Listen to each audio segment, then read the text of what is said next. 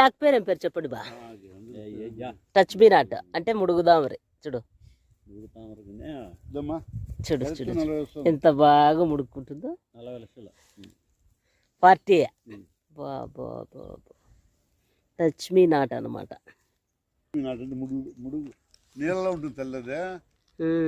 ఇంగ్లీష్లో తెలుగులో ముడుగుదామరి. ముడుగుదామరి